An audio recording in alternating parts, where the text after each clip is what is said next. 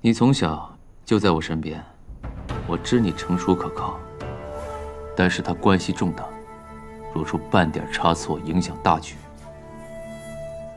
我也只能杀了他。属下多年来时刻谨记大人指示，他如今学帝小姐已有8、9分像。那你可知道，今日他下错一次？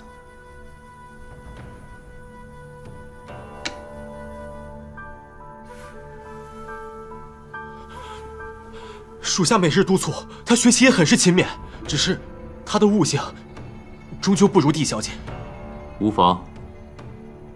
若他棋艺不精，以后便少在人前做棋。是。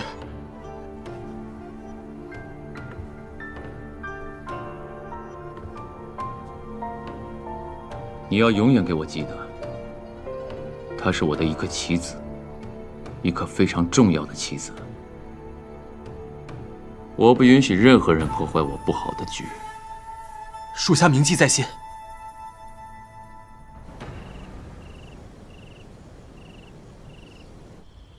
子渊，我若要保你周全，是不是该敛藏眷恋，以免陷你于不测之冤？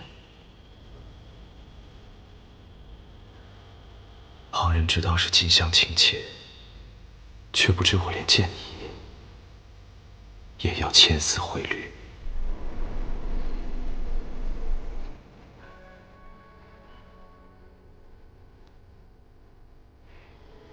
你等了10年，我送你一个如期归来的弟子渊，你可还满意？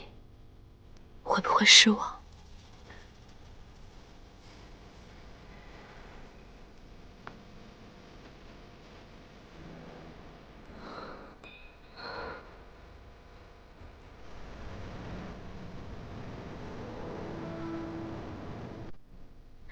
我真羡慕弟子渊，他有太子等他10年，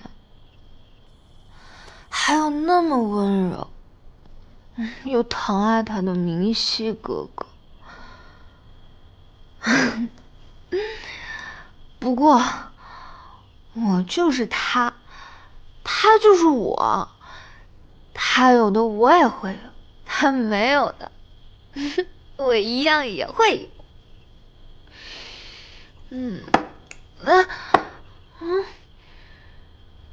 你喝多了。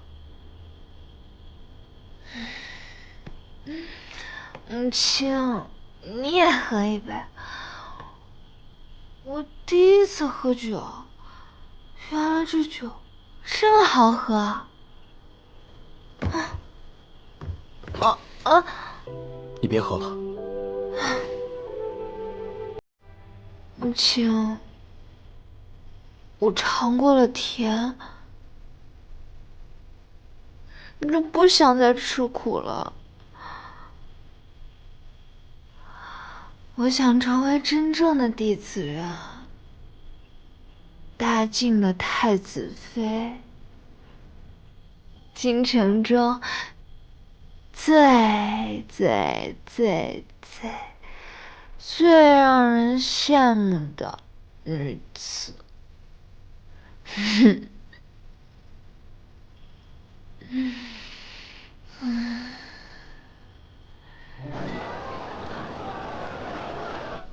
眼下帝城人倒也算安分，最近几日，他待在远水阁里，并无迎来送往，日日抄写佛经。我儿时却没有这等爱好，不过10年青灯古佛，也确实由不得他。皇宫是何反应？毫无反应。韩月、安宁至今未去见他，太后则力主古婉莹参与选妃，焦灼之下，竟风平浪静。如此，看来韩仲远的后手马上就要来了。没错，韩仲远不喜帝家女，可以更容不得古云年之女入主东宫，他会物色更有利的人选。左相的意思是，让北秦也参与选太子妃。陛下，北秦与我大晋边境接壤，纷争不断呐。自帝家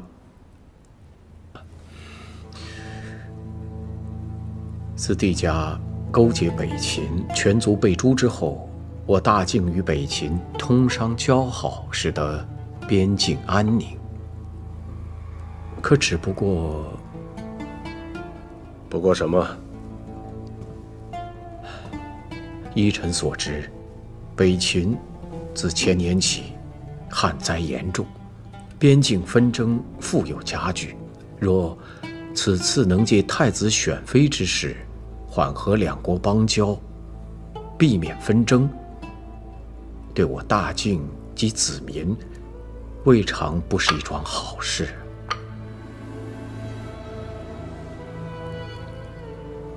继续。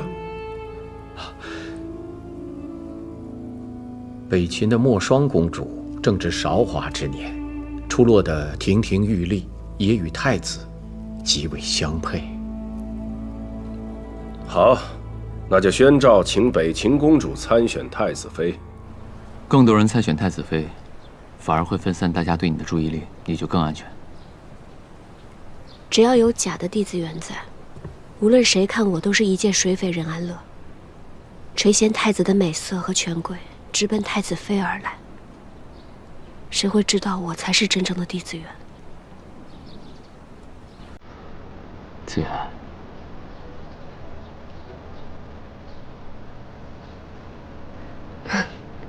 子源，弟子源这个名字如今听起来如此陌生，明熙哥哥。但这名字让我想起我们小时候在靖南的日子。子源，你还记得靖南的长丝花吗？是我父亲为母亲种的花，小时候花园里看若漫天繁星，只是入这京城之后就再未见过。复仇之师事关8万人的清白，我们如履薄冰，战战兢兢，既不知成败，也不知此生命归何处。至于这长丝花，更是不知何时才能再见到。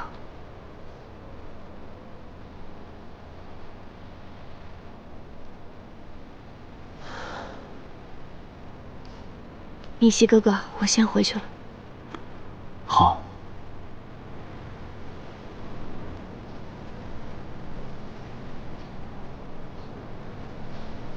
子源，小时候你问我，是帝家的人还是你的人，我的心意从未变过。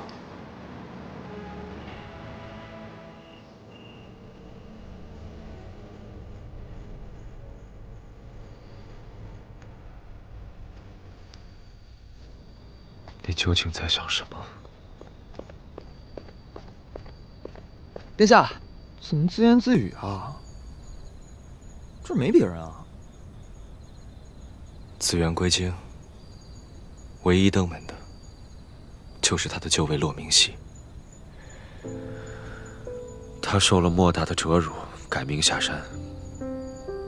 现在在京城，有一个人孤苦伶仃。那殿下为什么还不肯去见他？我们之间已隔了太多。若想韩帝两家彻底和解，那你与代山那位成婚，便是最好的选择。所以太子妃必然是弟子缘。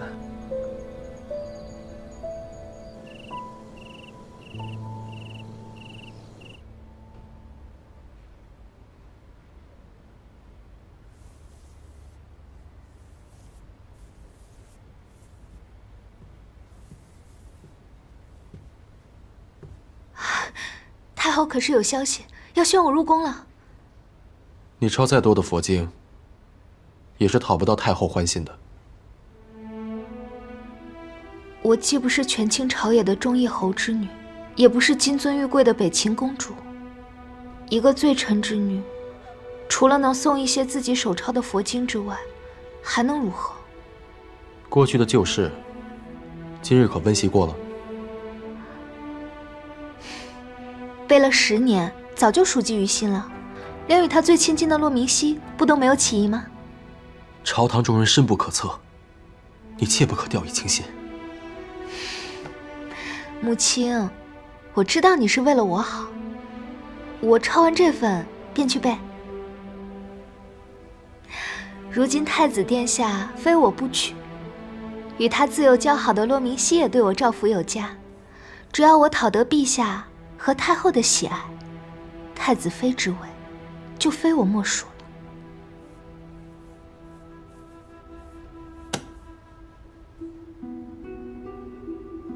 你不要再觊觎不属于你的东西了。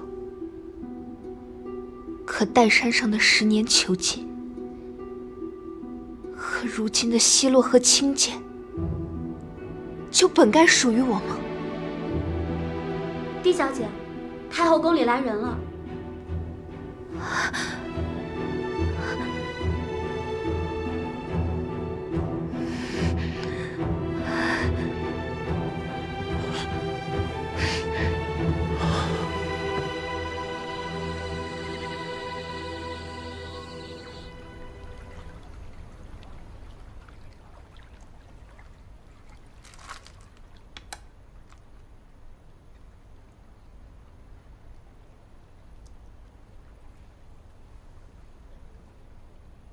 这一局你的奇峰诡道，虚虚实实，下得不错。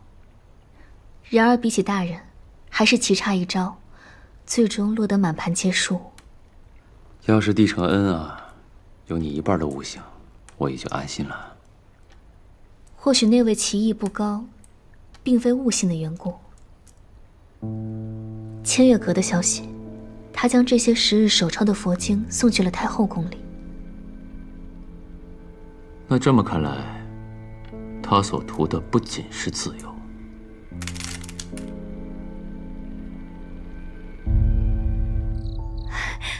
母亲，太后派人前来传话。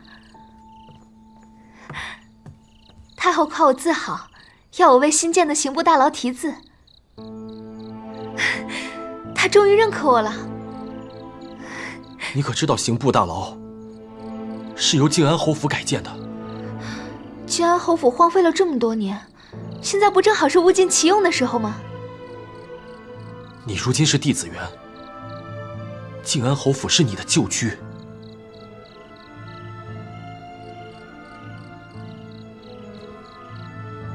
想当太子妃的时候，我不是弟子园；想题字的时候，我又是他了。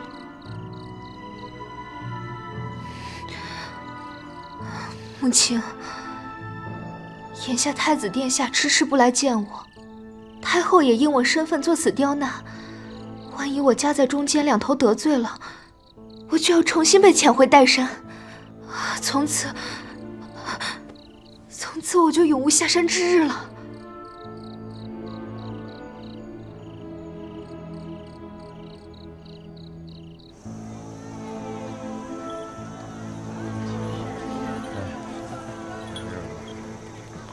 您再看看，马上过一下啊。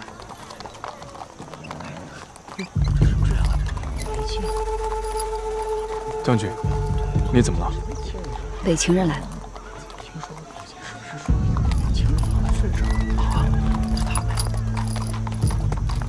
北秦公主参选太子妃，这应该是先前的时辰。大晋北秦虽止戈，但不慕至此还甘愿俯首参选。你对北秦的消息倒是灵通。我随将军驻疆，耳濡目染下，自是对北秦上心。是吗？是的。你也是言过其实。北秦诡诈，你要多加小心。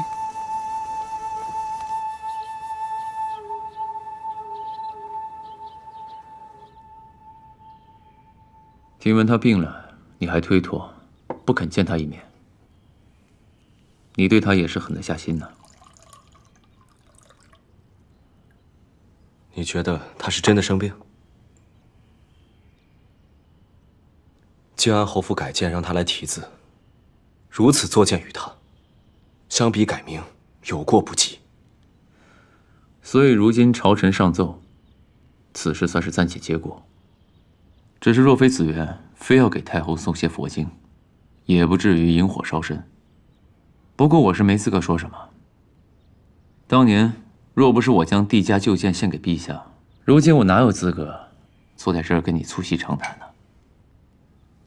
是不是？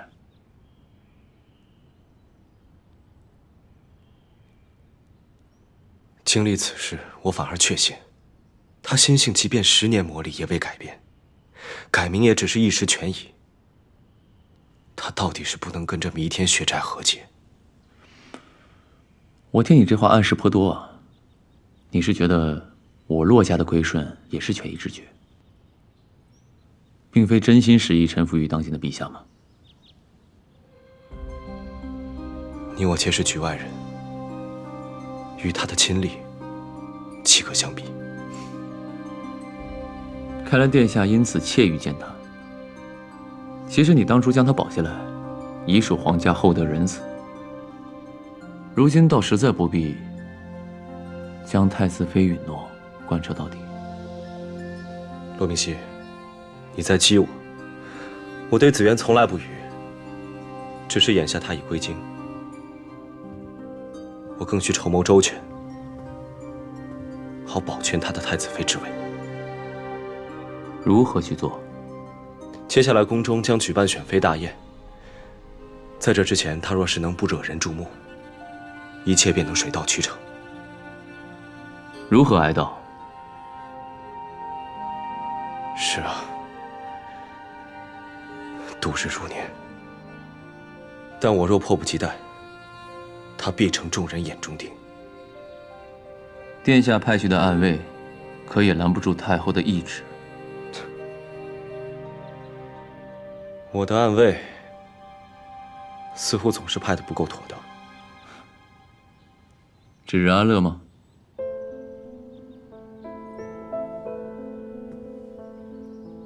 你怎么知道？我怎么知道？你既对北秦求亲置若罔闻，又不去看子元，你心念着被一钩记起的，不就是他吗？骆明熙啊，骆明熙，凡俗之情，离太子妃之位总是最远。我不是说我对他动情啊。你不用跟我解释。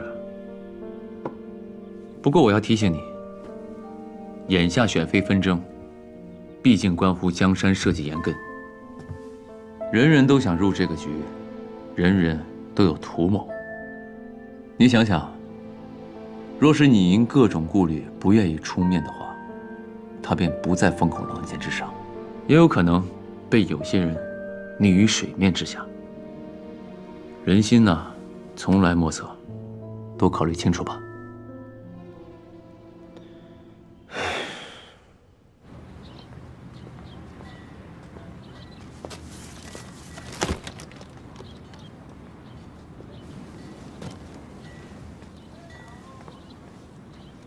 日头这么烈，骆明熙，你大可不必送我。是骆大人。不过太子殿下还是如此细心的。这京城向来此时日光最烈，今年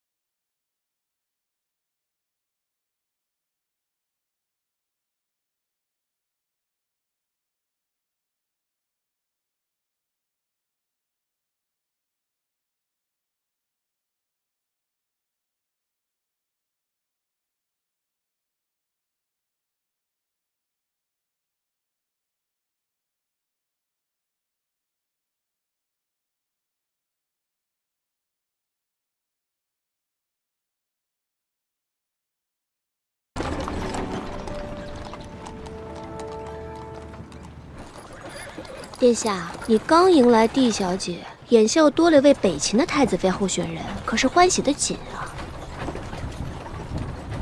任安乐，不要胡闹，我至今还未见紫渊一面。殿下这么说，难道是在向我自证清白和决心？那安乐可要心领了呀！你，眼下又多了一位北秦公主，我深知大秦太子，婚事即国事。只是如今，却也实在为难。哎呦，好大的雨啊！哎呀，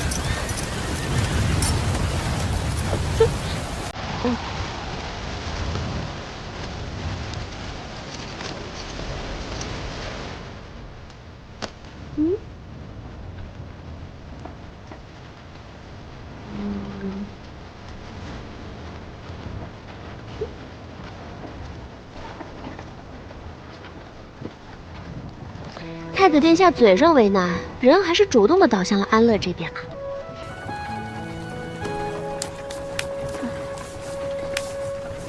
把水擦干。我是怕你因风雨着凉，大理寺事务无人打理。打理那些事务，还不是为了给太子殿下解忧？你既为难，那不如让解百忧的安乐搭把手。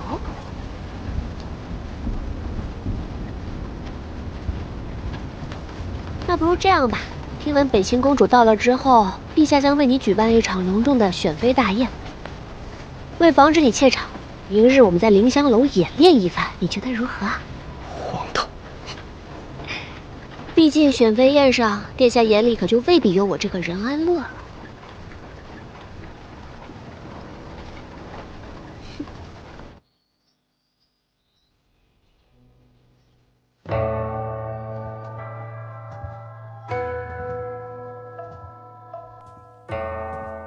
又一年了，若不是这幅画，哀家都快忘了你的音容笑貌了。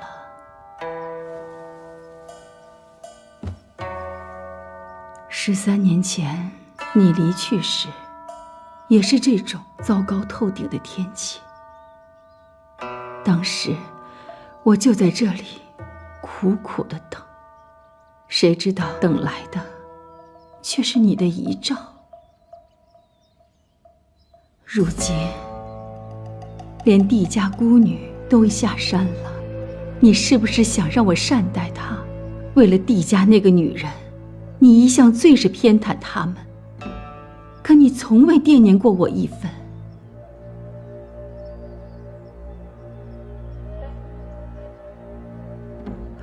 说来，帝承恩今日有何异常啊？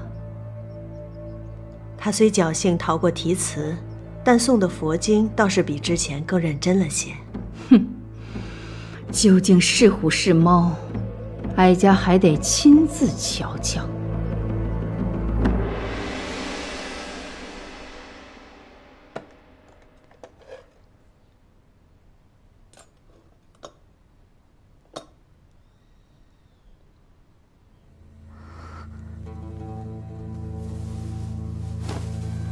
这是什么？难道有人潜入我房中？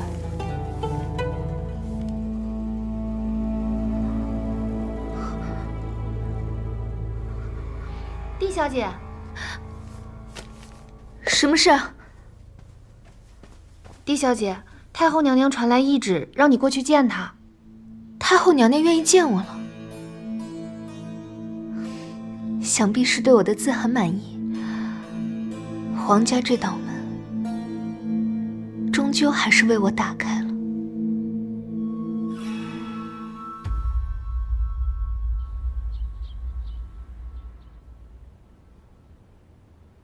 皇祖母一定会为难紫渊的。紫渊是这么心高气傲的一个人。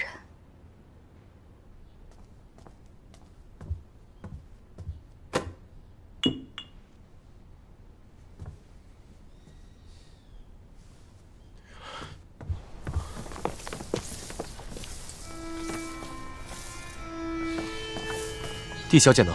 被太后召进宫去了。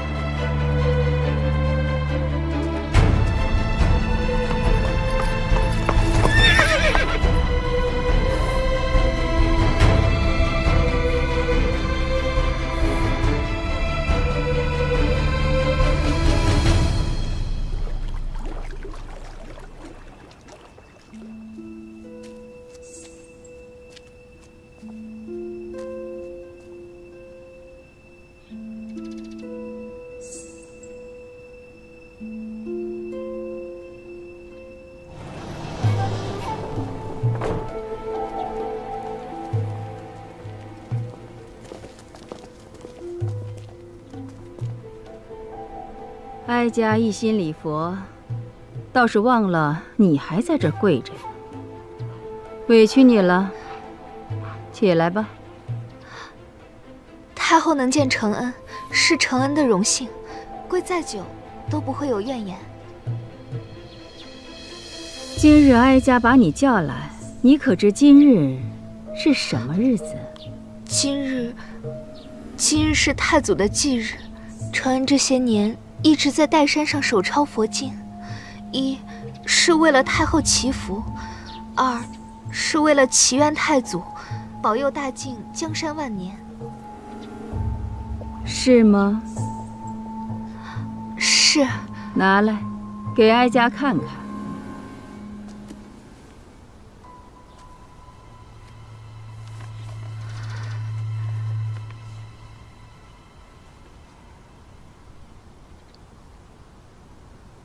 帝家谋逆，论罪当诛。陛下能留承恩性命，承恩心存感激。你真的是这么以为的？是。帝家的罪孽，承恩只希望用余生能还清一些。哼，你这孩子倒是懂事啊。看来，这岱山的水土，确实是比靖南的水土要养人呢。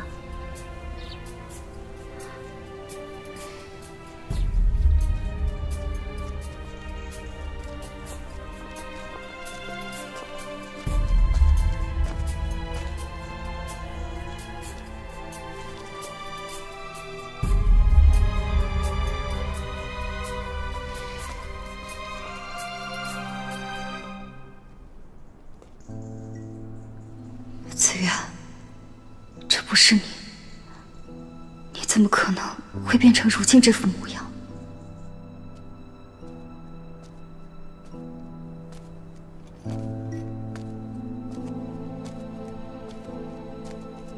将军，你在这里守了一天，发生了什么？您为何如此失神？我亲眼看见他对太后卑躬屈膝。他本不应该回京的，他不知道要面对什么。将军不必过于忧心，太后到底是后宫之主，行事……冷北，你不了解太后，也不知道她曾经都做过些什么。我自幼长于她膝下，可如今连见她都不愿，不敢。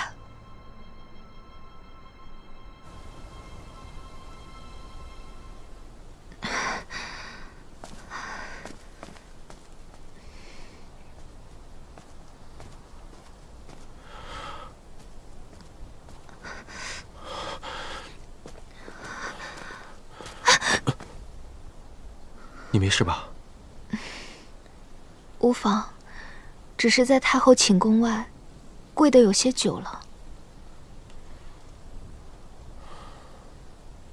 先进屋吧。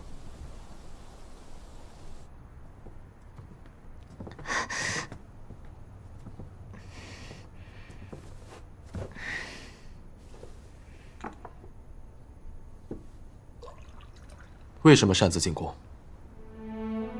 太后的旨意来得急，我找不到你，又不敢耽误。你可以躲起来，可以装病，可以等我回来之后再做打算。可那是太后，是京城中最有权势的女人。太后可以给你荣华富贵，却也可以让你悄无声息地横死在宫中。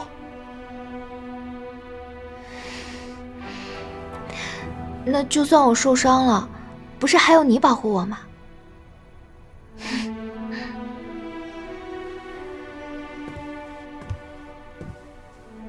帝家有8万将士，尚躲不过天子之怒，我不过一介匹夫，护不住你。母亲，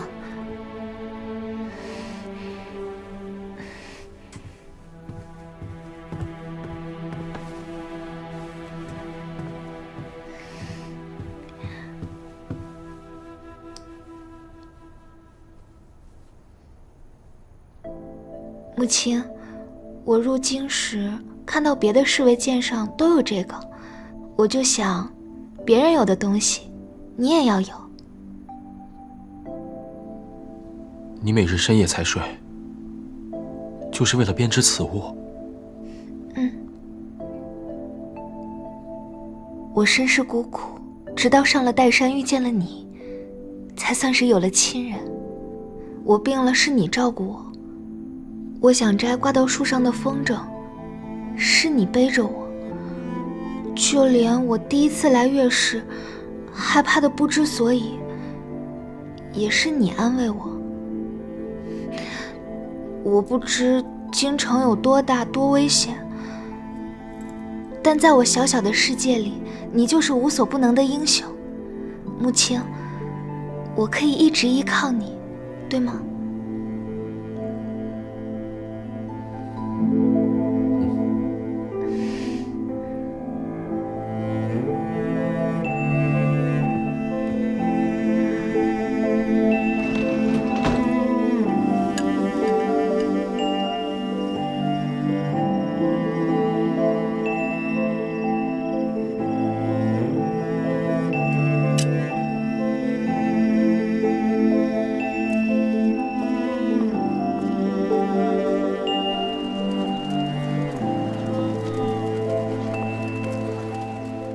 古余年果然不肯死心，太后对帝承恩接连刁难之事，背后看来似乎也有他的影子。只是古婉莹声势渐微，怕已成定局。那是因为他在选妃乱局之中早无优势，哄得太后支持又如何？牵扯到国本之事，那韩仲远必然会慎之又慎。若非北秦公主参选，他说不定更忠于你。可韩仲远却净做官虎斗，将压力和纷争都推给他人，倒是为难了那位好储君。因此我约他明日赴宴，再试他一试。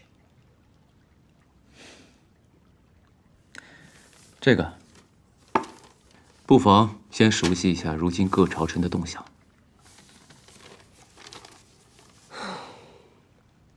太子选妃果然是山雨欲来风满楼啊！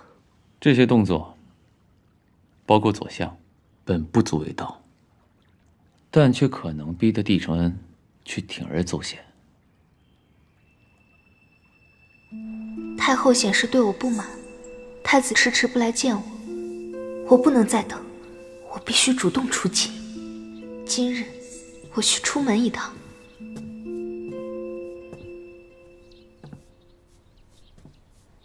穆青，我现在有几分像他？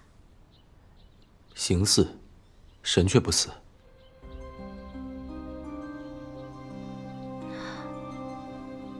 这世上哪有不会变的人啊？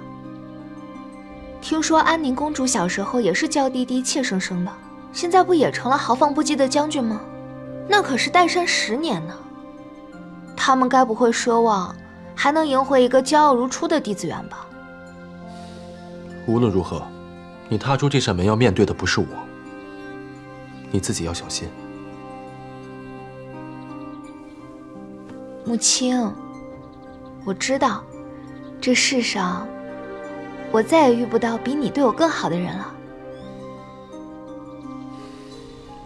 靖安侯府到春天便会开满海棠花，太子殿下甚是喜欢。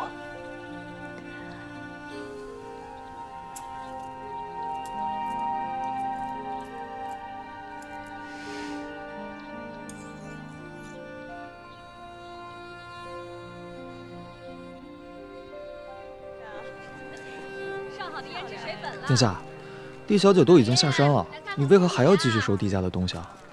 她昨日被祖母叫去刁难，我不能再坐视不管，必须要表明态度了。那殿下这回要亲手把礼物交到她手上？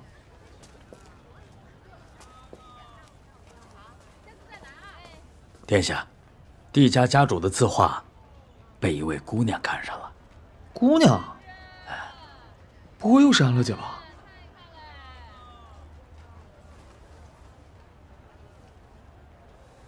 嗯？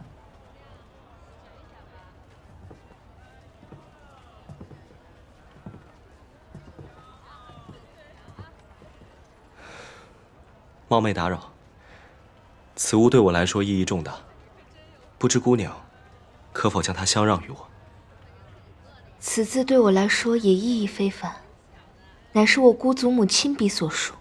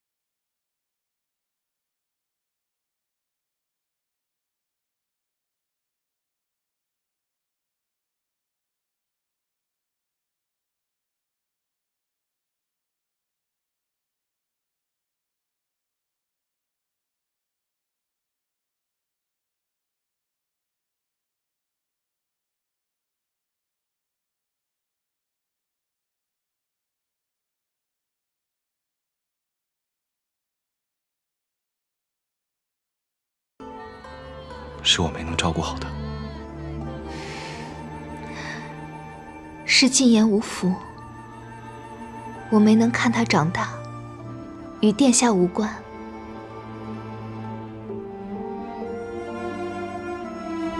但寒夜，如今帝家只剩我弟子园一人，你认为我还能当你的太子妃吗？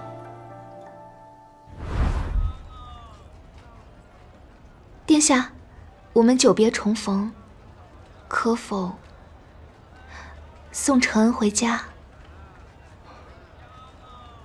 自然。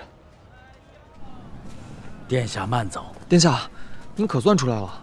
安乐姐他们怕不是在凌香楼等着急了，咱们赶紧过去吧。殿下，今日难得见一面，承恩已是心存感激。若是殿下有事，承恩便不再叨扰。无妨。文硕，你找人给他们赔个罪，说我有事，不能赴宴。哦，好。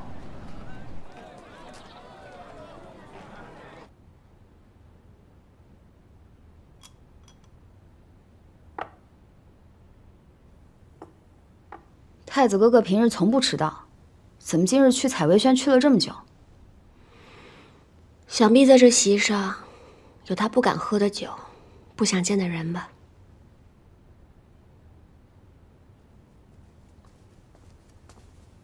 大人，太子殿下今夜不来了。为何？殿下在采薇轩遇到了帝小姐，随后便送她回府了。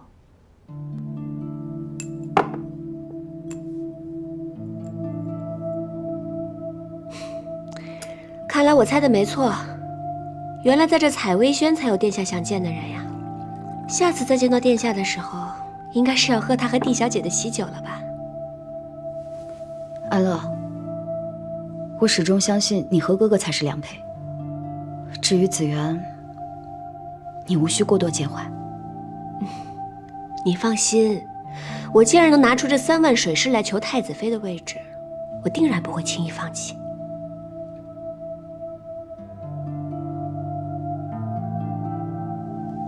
今日有些乏了，这酒留着下次再喝。好。殿下，刚见到的那位，真的是你口中常提起的帝子园吗？我怎么看着不太像啊？他的眉眼确实是记忆中紫园的样子，可他的性子竟让我生出陌生的荒谬之感。跟安乐姐一对比，是不是更显得她不合殿下眼缘？荒唐。再说，你最近可有想起小时候的事情？小时候啊，我小时候染过一次风寒，去了半条命。在那之后，我5岁之前的事都记不太清了，我只知道后来遇到了殿下。记不得就算了，以前的事无关紧要。那既然是无关紧要，为何殿下迟迟放不下狄小姐？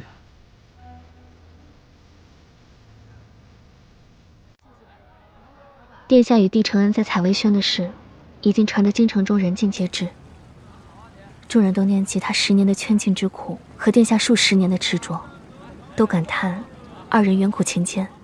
他在赌局中已经名列第一。那批新到的古玩是怎么回事？是穆青送出的消息。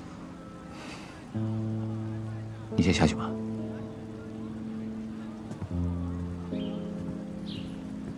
你不是说过帝承恩越受人瞩目，我们在京城的身份就越不容易受人怀疑，也会越好行事吗？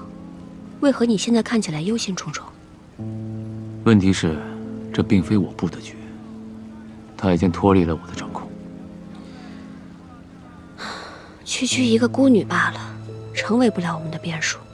可他在寒夜眼里是帝家唯一的后人，你觉得以寒夜的聪慧，10日一场，他会看不出破绽吗？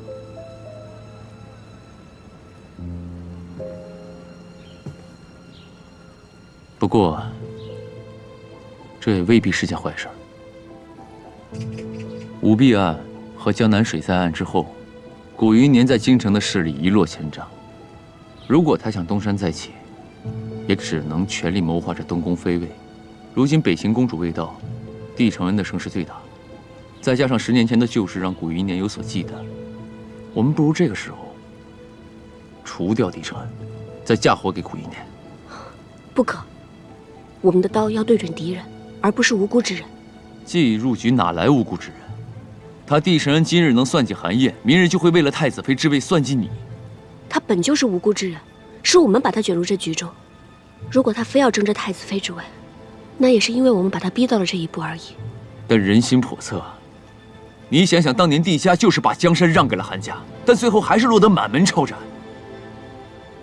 自古都是一将功成万骨苦。你心疼他，那谁来同情帝家8万人的冤魂呢？若我为了达到目的而牺牲无辜之人，那我和韩仲远又有什么区别？就算我的复仇能够成功，我父亲他也不会开心的。好，这一步我可以按兵不动，但如若日后他再有扰乱我们计划的动作，我绝对不会饶了他。放心吧。有明熙哥哥坐镇，还有我任安乐出马，我们的局，岂是他区一个帝承恩能够破得掉的？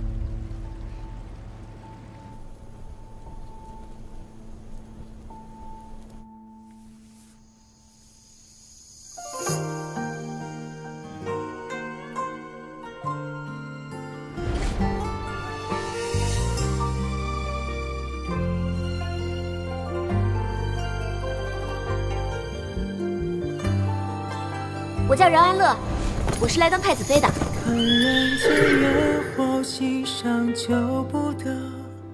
就是不知道任大人还能坚持多久。我能坚持到当太子妃，那我是不是离这里又近了一些？来世再相互，一生一诺情深，又怎能如负？愿一次相拥换100年孤独。别是我今殿下，看来真是京城所致，今世为开啊！你心心念念的画作也快画完了呀。你要是有这觉悟啊，如今就应该在房间里面好好读书。快去！我这不是怕你心情不好，特意过来陪你解闷。去！哎，你推我干嘛呀？我就是过来陪陪你嘛。书，哎，我都读完了。陪你一会儿，哎，陪你一会儿。快点儿。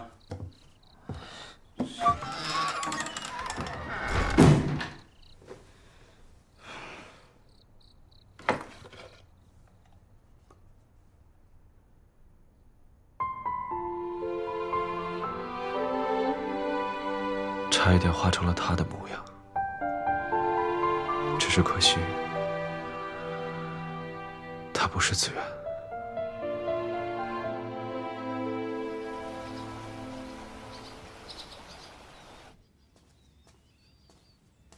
太后娘娘，北秦公主已经进京了，陛下安排安宁公主明日去接待莫双公主。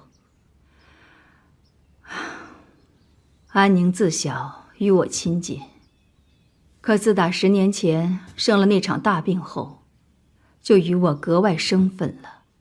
她是公主，本不应该去戍边。她喜欢自由，就由着她吧。只要人能平平安安的就行了。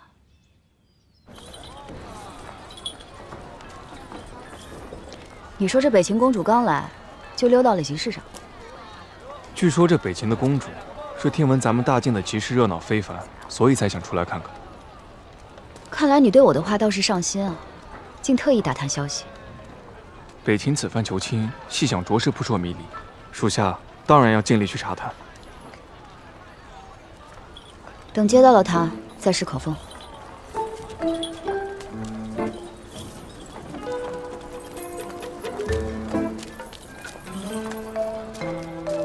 哇！冷北，属下失职，还请将军责罚。将军。你是安宁公主？你是？我是莫双。早知道是安宁公主来接我，我就不出去了。安宁公主，你不要生气，我请你吃糖葫芦。我不吃这个。那这样吧，那边有点心摊，我带你去那边看看。我们将军素来不喜与人接触，还望莫双公主不要介意。对不起，公主，我是习惯与人亲近了。那请公主带路吧。嗯，好。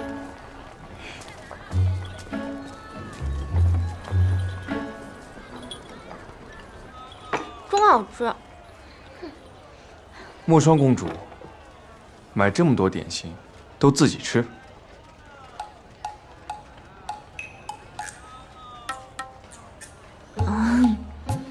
我一个人独吞好像是不太好啊。那这个给你，安宁姐姐，这是给你的。谢谢。安宁姐姐，你不知道，我有个哥哥，年纪跟他差不多大，而且啊，特别凶，所以他一说话，我就吓得忍不住照做。还是安宁姐姐厉害，你呀能镇得住他。哦，对了。安宁姐姐，这大境还有什么别的好吃好玩的？这大境嘛，你不必关心大境风物，那些落花秀、花灯节，还有几个月才到。哦，安宁姐姐，你是心情不好吗？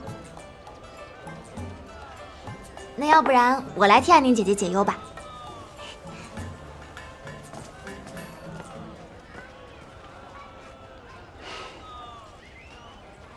将军，您心情又不好了。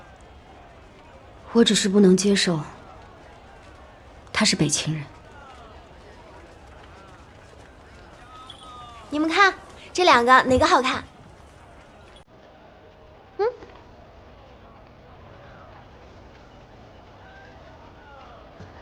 就这个吧。那我特地买了龙凤杯的糖画送你们。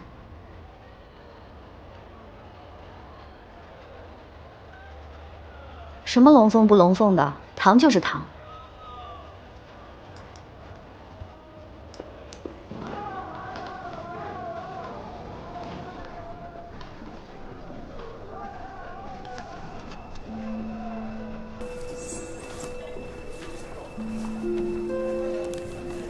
可是有什么消息啊？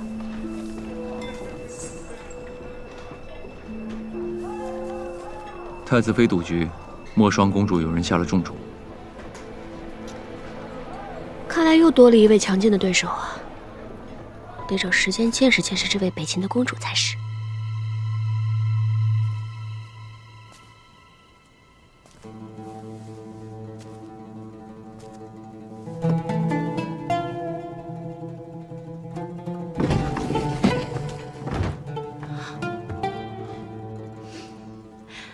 哥，我不是让你在北秦等我回去吗？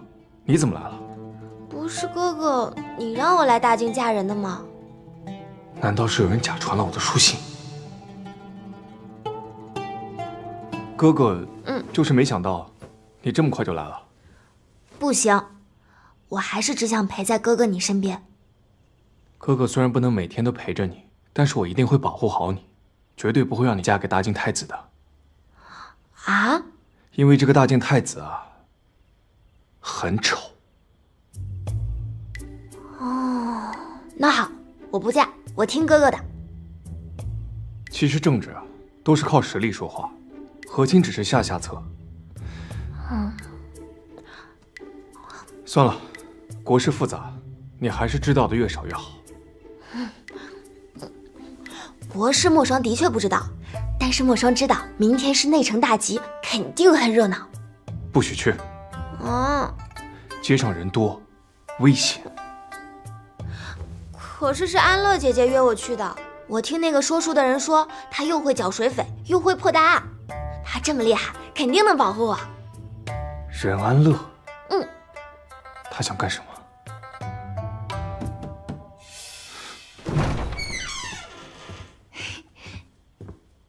公主，这是朝中大臣们送的礼物。真的？我看看。这是左相送来的，好漂亮。原来这一切都是左相安排。任安乐钟情于当今太子殿下，殿下却对那帝承恩痴情不已。如今帝承恩在岱山上被囚10年，近日与太子殿下在采薇轩前相见，二人是执手相看泪眼，叫人不胜唏嘘啊。可听说北秦公主也来了，这太子她还能凌驾于2国利益之上。这不说太子妃说到底是殿下肯定是没戏了呀。殿下喜欢，其他人也没办法呀。那选妃宴没悬念了。哎，父亲，你听到了吗？殿下眼中心心念念的人，就只有我，帝承恩，不是帝子元。我只看到在殿下眼中，你只是帝承恩，不是帝子元。那有什么要紧的？现在殿下眼里就只有我。我失去了10年的自由，这些是我应得的。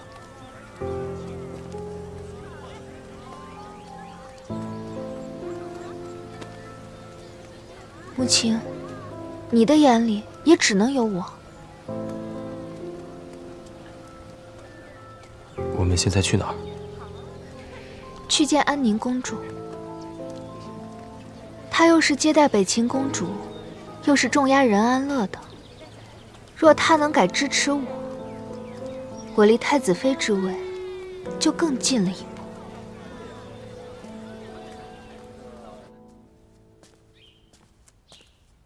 安宁，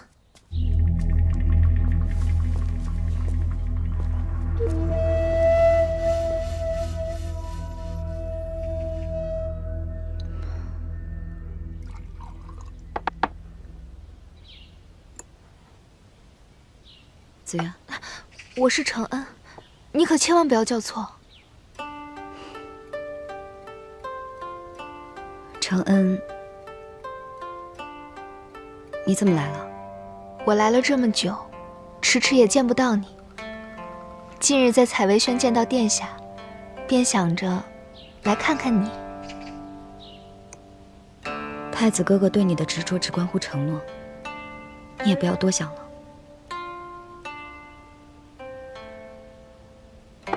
我知道，隔了10年，许多事情已经物是人非了。就像太子殿下看我的眼神，也如你一般陌生。安宁，有件事情，我想请你帮帮我。何事？在太子妃之事上，助我一臂之力。陛下如此折辱你，你还心心念念着太子妃？安宁，我真的不想再回岱山了，无依无靠，生不如死。岱山上的10年，真的太苦了。对不起，这10年，我也不敢想象你是怎么过来的。过去的都已经过去了，至少我们现在还像以前一样见面了，不是？紫渊，不要再卷入皇家是非了，好好的活着。莫霜的背后有北秦，古婉莹的背后是我的皇祖母，钟景的背后是江南望族，可你的背后又有什么呢？可是任安乐呢？他不也是一无所有？任安乐的背后有3万水师，他是可以和太子哥哥并驾齐驱的人。你是吗？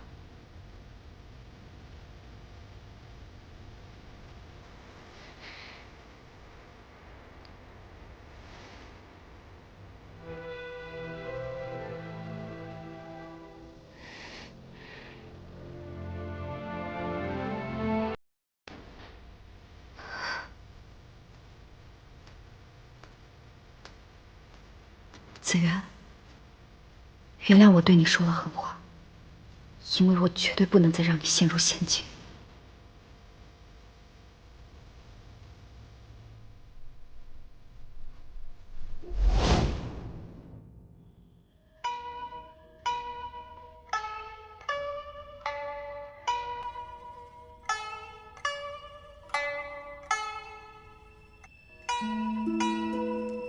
安宁，你不帮我，有人帮我。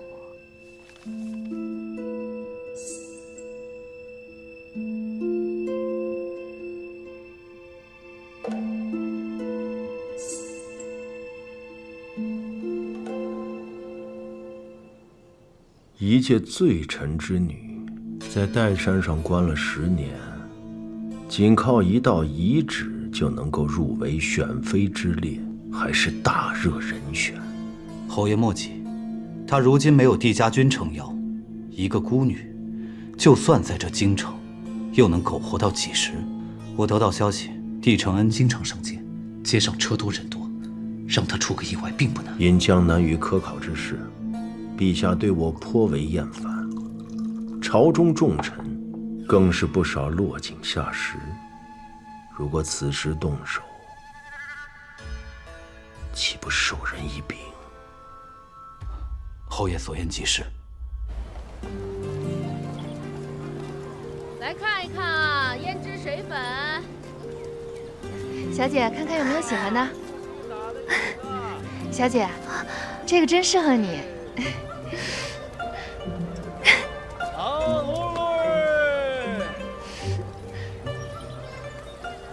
姐姐带你们去那边好不好？好。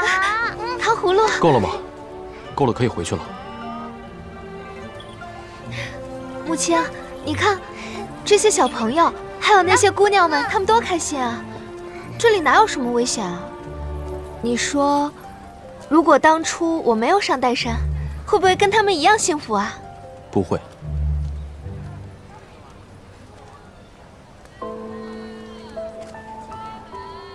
我只是想提醒你，这里看起来美好，但实际上危机四伏。母亲，难得出来一趟，你就开心一点嘛。我知道，你在岱山上陪我囚禁了10年，你心里也不好受。我哄你开心，你却总是不领情。但是我知道，你会永远陪着我的，对不对？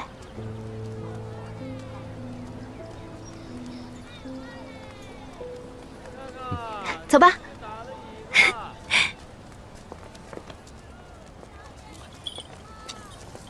哇，安宁姐姐，不得对将军无礼。你去哪儿了？我只是想给你们个惊喜嘛。北秦公主竟生得如此娇俏可爱，我初见时也吓了一跳。你是任安乐，和画本里描述的一模一样。只见那任安乐一袭红衣，纵马而来。不知这3万水师比不比得上公主的聘礼啊？你们大晋的女子真是一个赛一个的厉害，我喜欢这里。你身为北秦的女子，见惯了风沙，想必应该也是骁勇善战吧？其实我除了吃什么都不会。我哥哥才厉害呢。安宁公主，小姐，我们茶到。街口那边新开了家酒铺子，十里飘香，我先去买上2坛，离开时还有一段时间，等我买完了我们再会合。好，安乐姐姐，你快去快回，我还想听你讲那个下江南的故事呢。我先去了。那个安宁姐姐，我们去那边看看，那边好像有很多好玩的。啊，那个。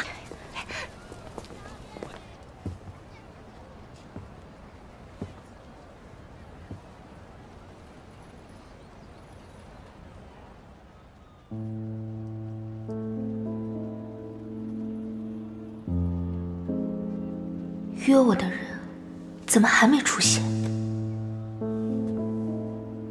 穆青，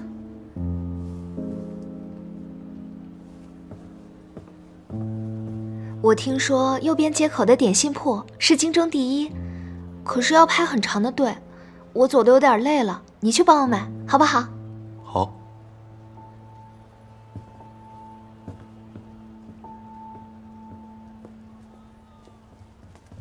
哎呀，任大人，您怎么得空来小店？来，请。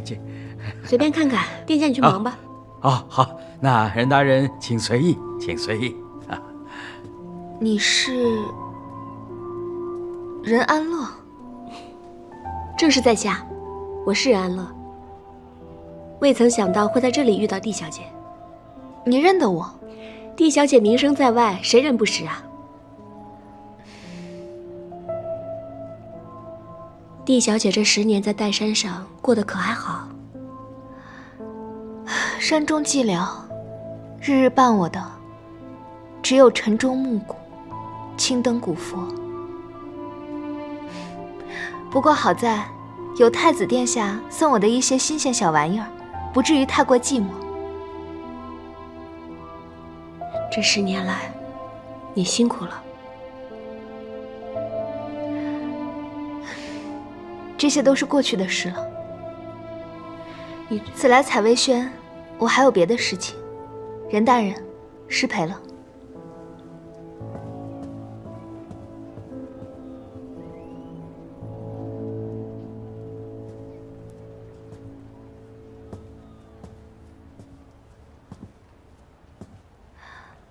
请问，救命啊！走！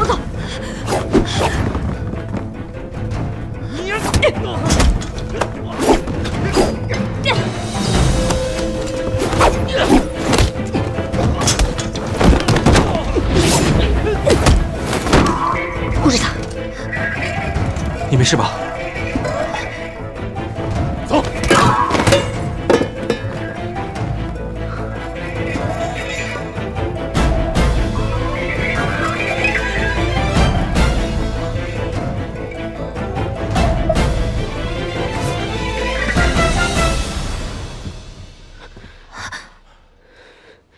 你没事吧？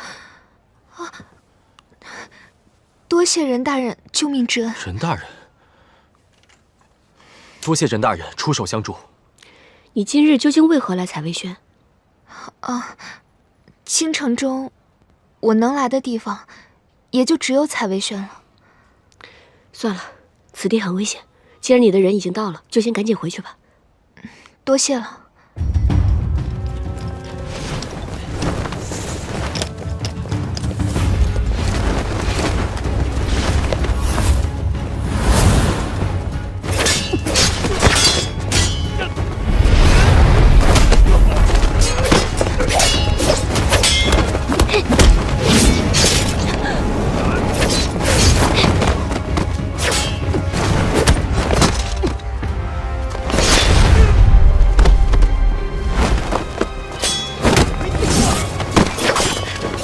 谁派你来的？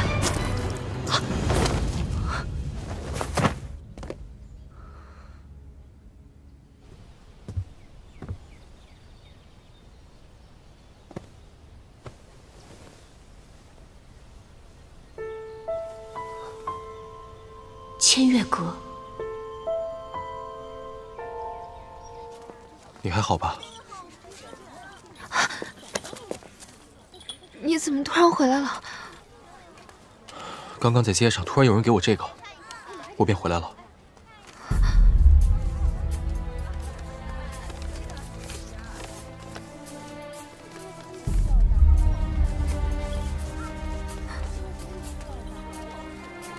怎么了？到底是谁要杀你？我不知道，这京城中，我只认识2个人。我走不动了，我们叫马车回去。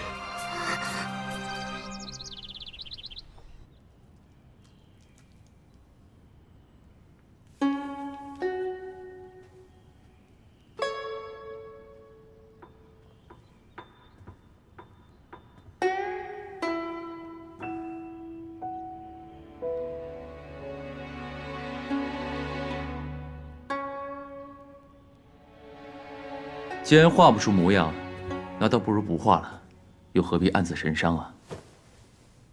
骆大人，你这走路悄无声息的毛病，看样子是不打算改变了。这京城若连我也改变了，你便连个追忆往昔的人都没了，那该多无趣啊！骆明星，我从未想过，10年之后。被我日夜温习的他，竟全然不复当年模样。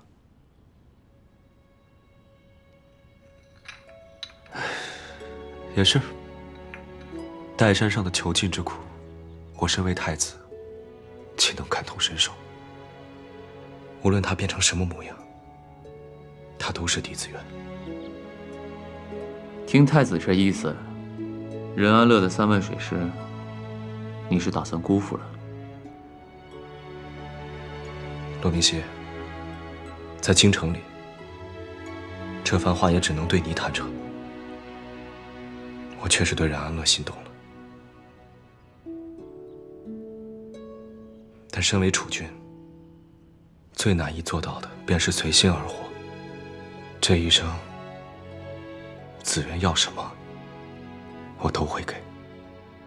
他所求远比我所求要重要。你明白就好。殿下，不好了！我听院叔说安乐姐受伤了。怎会如此？立刻备马。是。天气寒凉，你这孱弱多病的身子，还是不要到处乱走了。殿下，快走吧。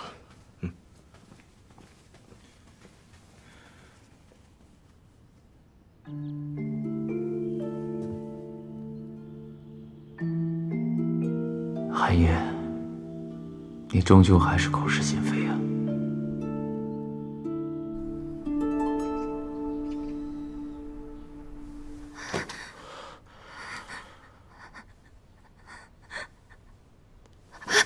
你别走！我早就说过，在京城里面不安全，以后除非必要，不许出门。到底是谁？到底是谁要杀我？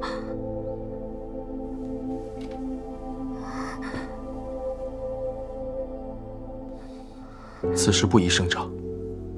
但是无论如何，在这远水阁，在我的身边，我不会再让任何人伤害到你分毫。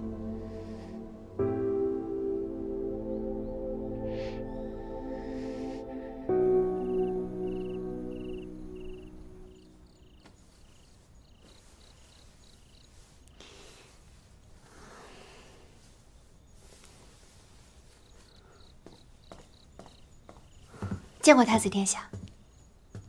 怎么会在京城受伤啊？这么胡闹？无妨，就是从马上摔下来了而已。以你的功夫，怎么会从马上摔下来？莫不是有人对马做了手脚？院叔去查了，好像就是马病了。不过殿下如此关心我，倒是让我更加确信，殿下的心到底是为谁而跳了。荒唐！伤哪了？哎呀，腿好疼呀！如果殿下能够将我抱到榻上就好了。院叔，院叔，院叔去给马请大夫了，不在府上。殿下，见死不救可是有失君子风度的哟。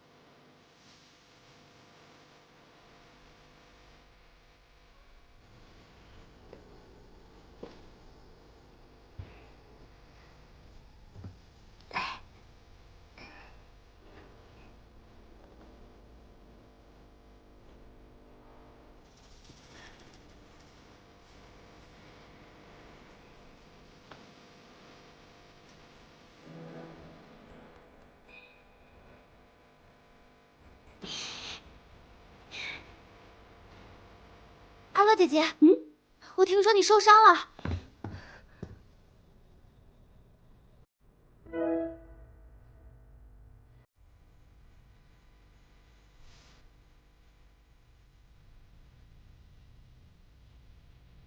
竟然有这么俊的男子，真没想到我受了这么点小小的伤，竟然让莫霜公主都来看我了。我这今天可真热闹。莫霜公主，在下寒夜。你是寒夜，大晋的太子殿下。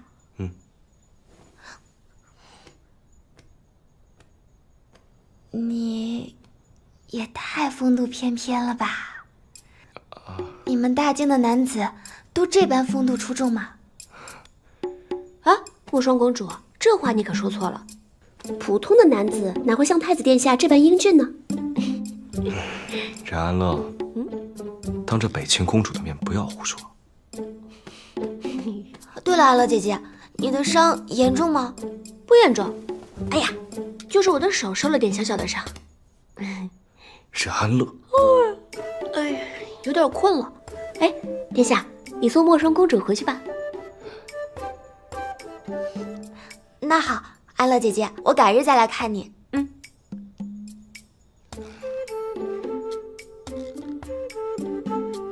请吧，公主。真不愧是太子殿下，这么有君子风度，让你送就送。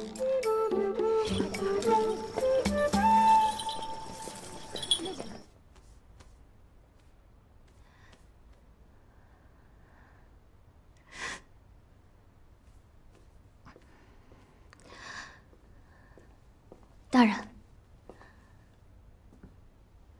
属下无能，都是皮肉伤，不碍事。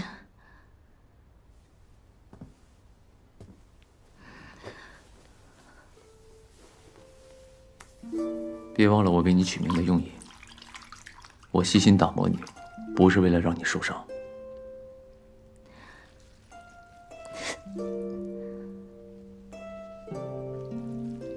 放心吧，对外我会称你生病了，你可以安心养伤。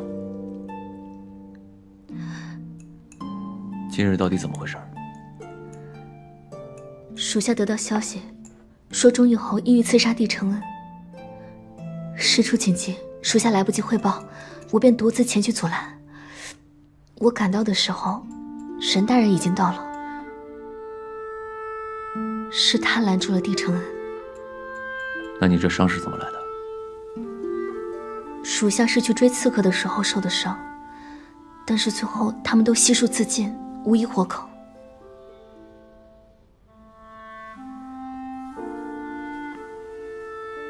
以后没有我的同意，断不可擅自行动。帝承恩死便死了，他的命值得用你的命来换吗？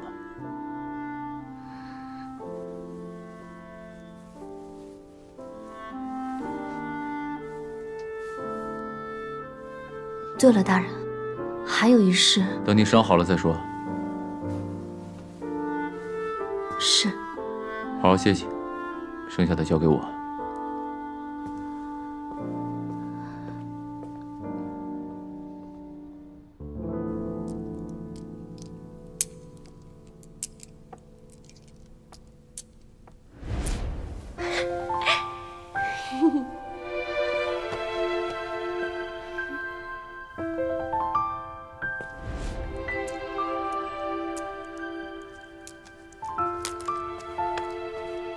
受伤了也不注意，真当自己是铁打的。不碍事的。你忘了我以前初学骑马的时候被马冲撞的次数还少吗？那时候不是有我在你身边吗？那也不能一直想着这一世都让明熙哥哥来护着我呀。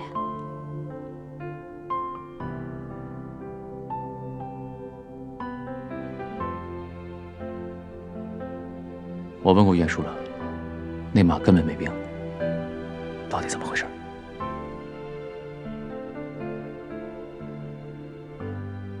在你眼里，帝承恩他真该死吗？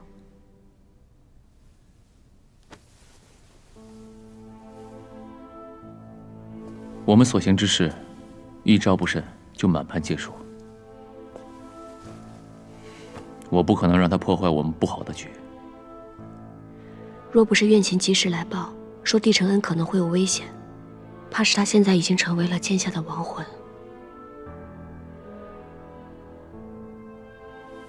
我在现场捡到了这个，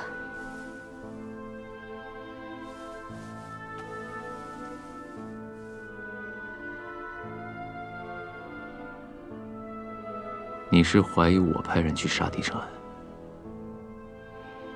此时我还没有告知寒夜，是希望你能够对我坦诚。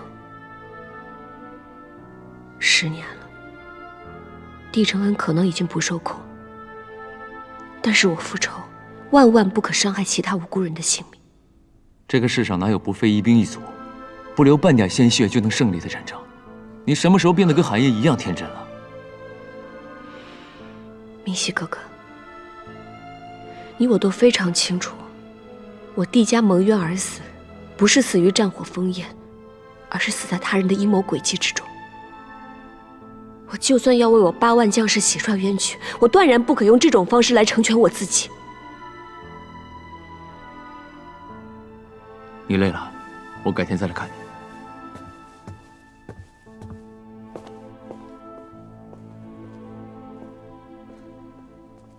小姐，骆大人怎么了？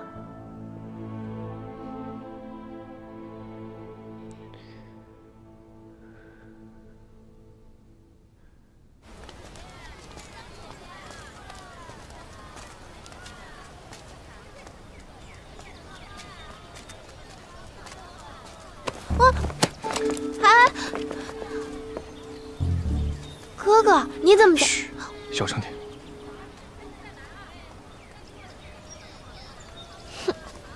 哥哥骗人！哥哥几时骗你了？哥哥就是骗我了。大靖的太子殿下，明明就长得很好看，根本不像哥哥说的有那么丑。你见过大靖太子啊？我觉得大靖太子长得好看，也是好人。我现在已经不那么着急回北秦了。你不能喜欢寒夜。为什么？我觉得他是好人啊。双儿，这大境暗潮汹涌，哥哥一个人保护不了你的，你就听哥哥的，不能喜欢太子，更不能嫁到大境来，好吗？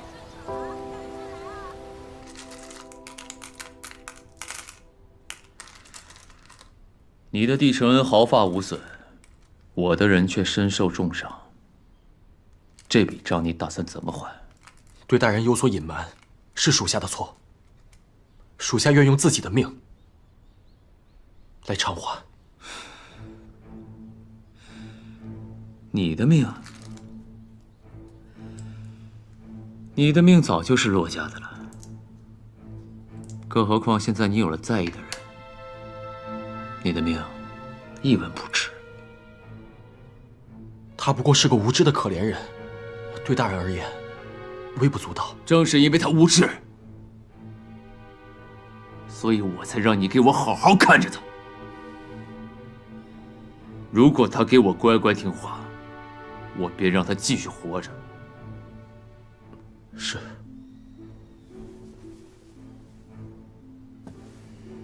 你记着，只要他安分守己，他想要的，我可以帮他得到。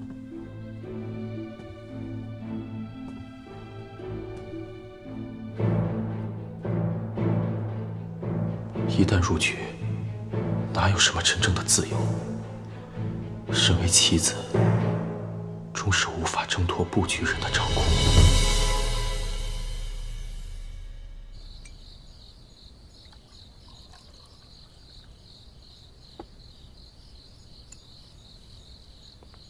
任大人，林郎，这么晚你怎么过来了？任大人，刺杀帝承恩一事与骆大人无关，是忠义侯的刺客要杀帝承恩。这件事都是我自作主张，大人不愿跟你解释，可林郎不想看到你们一直误会下去，从而生分了。